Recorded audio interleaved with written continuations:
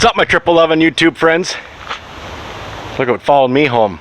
You ever heard the old term, she's so damn ugly, she's a two-bagger? That's what these sleds were. I was never, ever a fan of these evolved chassis sleds. I think everybody called them the anteater or something, or I just called them absolutely ugly. Could never stand them. But I just recently had a YouTuber, a subscriber, Brian, reach out to me. A few weeks ago he reached out to me, sent me an email, and said, hey, I got a 98 Polaris triple. Maybe it could be your next project. You can have it. It's free. I replied back to him through the email, and then we traded numbers. We had a couple phone calls, some text messages back and forth. Brian's a great guy. Thanks again, Brian. I made a trek down to southern Minnesota this morning to go pick this thing up.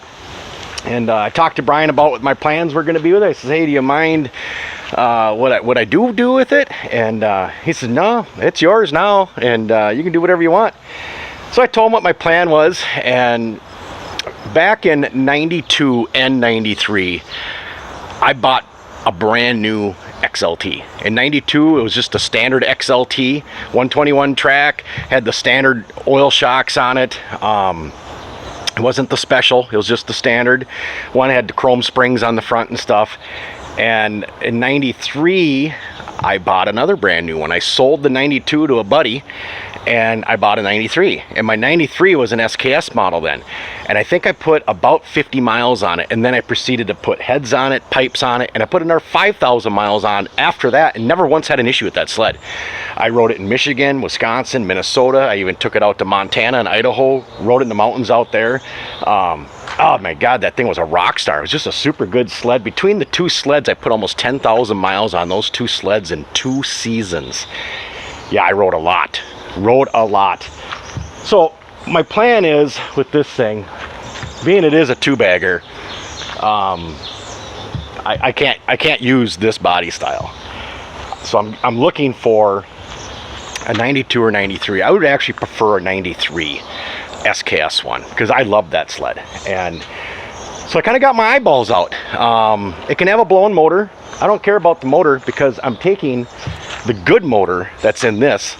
It's got electric start, it's got reverse. So yeah, I'm going to use a bunch of the stuff off of this sled to either build one from scratch, which I have enough parts around here where I can just build from scratch, but I just prefer to find a 93 SKS. But I'd do a 92 also. Like I said, those were my 2 favorite years. But I'm going to use the motor out of here. There's some better things about this motor than there was with the 92 and 93. So I'm going to use this motor. I'm going to put electric start in it. I'll put reverse in it. Might somehow try and get the electric fuel gauge out of here and install that into that 92 or 93 build also. So might use the big gauges and stuff. So it's going to be kind of a little bit of a custom, but yeah, that's my plan. I'm sure there's some of you on the couch jumping up and down cheering, finally a monoblock. He's doing a monoblock. And there's probably some of you going, what the hell are you thinking? Well, here it is. I got to do one. I've had a lot of people actually comment on Facebook and on my YouTube, you know, when are you going to do a monoblock? Well, there it is. I'm going to do a monoblock. I don't know why. I have enough sleds already, and I still have one on the build sheet right now, Freedom, which I am going to get going on here very, very soon, because I'm going to hold some restraint and not start on this project quite yet. I got to come up with a name too, so that gives me some time. All my projects got to have names. Step inside, we'll take a look at Cheapo. Did a little progress on that. Getting close, getting very, very close. Let's go inside where the air conditioning's on. My God, we're still in this heat wave.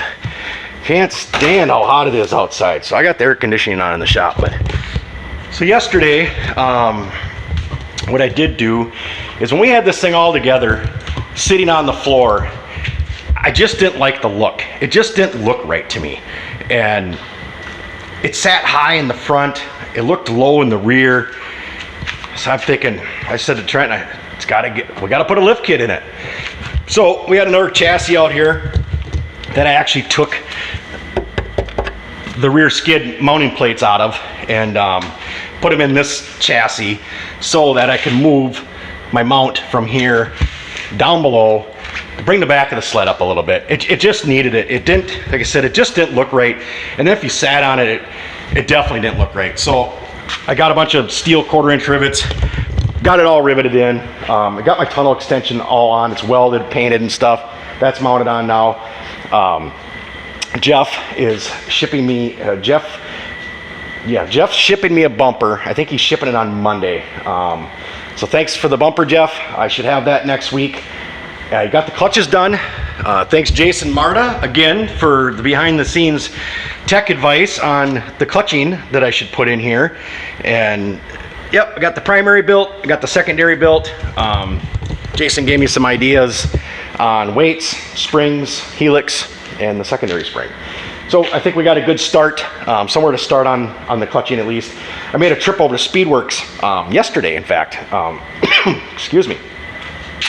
Speedworks is not very far from me, and I used to go over there all the time back in the early 2000s. I used to go to Speedworks quite often to get parts, or they used to reprogram the CDIs and stuff there. So I used to go over and bring CDIs to them and have them reprogram and stuff. But made a trip over there. They had some weights on eBay, and I just went there and bought them and picked them up instead of paying shipping and whatnot. So that was it was kind of nice to get in Speedworks again. That was kind of fun to see the inside of there again. So that's where we're at on cheapo.